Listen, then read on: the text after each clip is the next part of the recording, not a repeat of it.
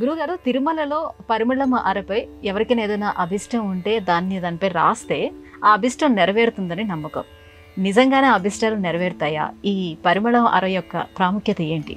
పరిమళం అర అనేటువంటిది ఒకటి ఉంది.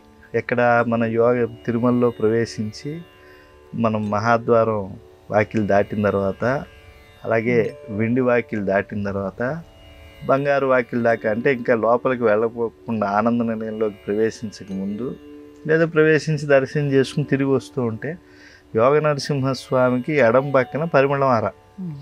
ఈ పరిమళం అర పైన ఏం చేస్తారు? శుక్రవారం నాడు స్వామివారికి అభిషేకం జరుగుతుంది కదా నయన మనోహరంగా, కాబట్టి ఆ పరిమళాన్ని అక్కడ అరగదీస్తారు.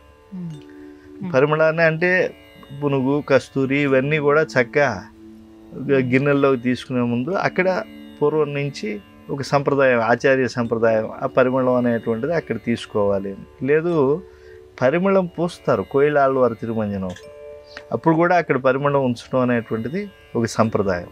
దాన్ని పరిమళం అర అని పేరు పెట్టారు, సుగంధం అని. ఈ సుగంధం అర అనేటువంటిది పవిత్రమైన, దానికి నమస్కారం పెట్టచ్చు. ఇంకా దానిపైన రాయటాలంటూ మొదలు పెట్టారండి. అంటే మేము తిరుమలలోనే ఉంటాం కాబట్టి అప్పుడు కూడా కొన్ని విచిత్రమైన చేష్టలు చూస్తూ ఉంటాం. వాడు రాస్తూ ఉంటే వాడు పలక మీద బలపం తో రాస్తే కనపడాలి కదా, ఇలాంటి ఆలోచన వచ్చినట్టుంది ఎవడికో. వాడు చెమటతో రాయటం మొదలు పెట్టాడు ఒకడు. ఇంకోడు కాస్త ఎంగిల్తో రాయటం, మామూలు డబ్బులు లెక్క పెట్టేప్పుడు కూడా లక్ష్మీ స్వరూపం, కానీ కొంతమంది చూడండి ఇలా అని ఇలా అంటూ ఉంటారు. అలాగే ఎంగిల్తో రాయటం మొదలు పెట్టాడు. ఇలాగా విచిత్రమైన పనులు ఆ పరిమళం అరపైన రాయటం అనేది చేస్తున్నారు. కానీ ఏది కూడా అండి, ఏది ఔచితీమంతమో అదే భక్తిలో ఆచరించాలి. రెండోది ఎప్పుడూ కూడా ఆచరించకూడదు.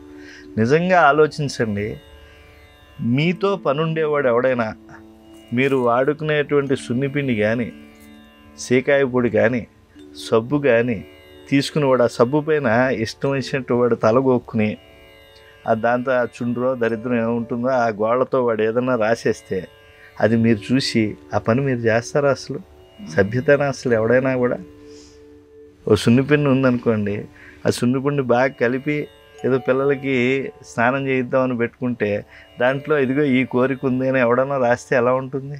వికారమైన చేష్టా కాదా? స్వామివారు పరమ మంగళమూర్తికి పవిత్రంగా అక్కడ పరిమళం అర మీద అక్కడ చేస్తూ ఉంటే ఇక్కడ కూర్చోవద్దు అని చెప్పి వాళ్ళు అక్కడ రాశారు.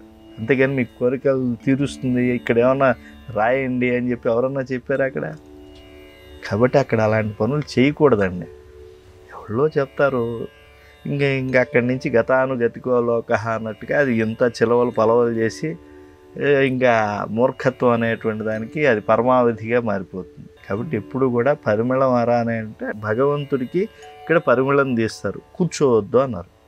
నమస్కరించు, కోరిక చెప్పుకోపోని, నీకు కావాలంటే కోరిక ఎక్కడైనా దేవాలయంలో చెప్పచ్చు, అక్కడే చెప్పు పోని తీరుతుందంటే.